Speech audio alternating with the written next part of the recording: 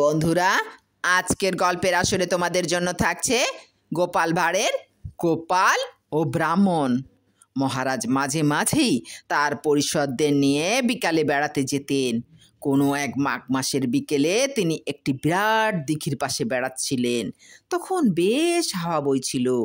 একে তো মাঘ মাস, তারপর আবার বাতাস, সে কারণে কনকনে ঠান্ডা বইছিল।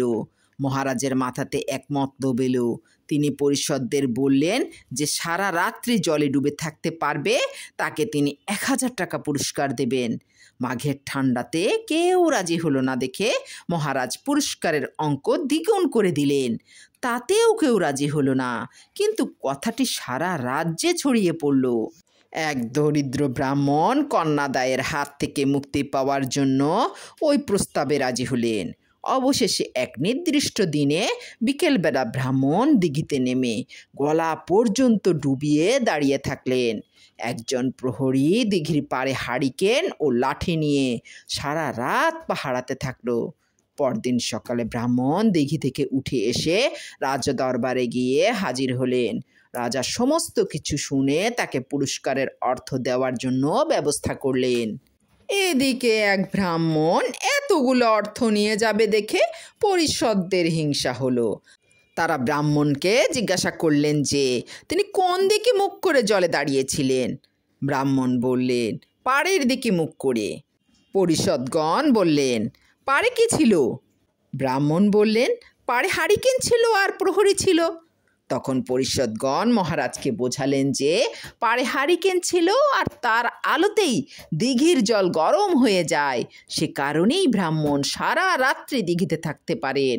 মহারাজ পরিষদবর্গের কথা মেনে নিয়ে তাকে পুরস্কারের কোনো অর্থ দিলেন না। ব্রাহ্মণ দুঃখে মনোকষ্টে ফিরে যেতে লাগলেন। রাস্তাতে গোপাল ভাঁড়ের সঙ্গে তার দেখা হলো। বিমর্ষ ব্রাহ্মণকে দেখে গোপাল ভাঁড় ব্রাহ্মণের কাছে সমস্ত কিছু জানতে চাইল। ব্রাহ্মণের মুখে সমস্ত কথা শুনে গোপাল ভাঁড় তাকে তার নিজের বাড়িতে নিয়ে গেল। ব্রাহ্মণকে পরম সমাদরে তার বাড়িতে রেখে গোপাল বলল, দেখি আপনার জন্য কি করতে পারি। তারপর বাড়ির কাছেই এক খেজুর গাছে হাঁড়ি বেঁধে তাতে জল দিল, চাল দিয়ে দিল, আর নিচে শুকনো নারিকেল পাতা জোগাড় করে জাল দিতে লাগলো। এদিকে গোপাল রাজসভাতে না যাওয়ার জন্য মহারাজ গোপালকে ডাকতে পাঠালেন। যে ডাকতে এলো তাকে গোপাল বলে দিল, মহারাজকে গিয়ে বলো ভাত রান্না হচ্ছে, রান্না হলেই খেয়ে যাব। লোকটি গিয়ে মহারাজকে গোপাল যা বলেছিল তাই বলল। দেরি হচ্ছে দেখে মহারাজ আবার লোক পাঠালেন।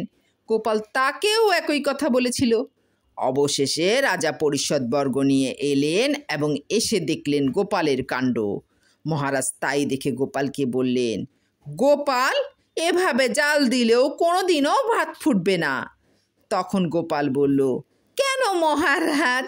পুকুর পাড়ে আলো থাকলে যদি পুকুরের জল গরম হয়, তাহলে গাছে হাঁড়ি রেখে নিচে জাল দিলে জল গরম হবে না কেন? মহারাজ নিজের ভুল বুঝতে পেরে ব্রাহ্মণকে তার প্রাপ্য পুরস্কারে পুরস্কৃত করলেন।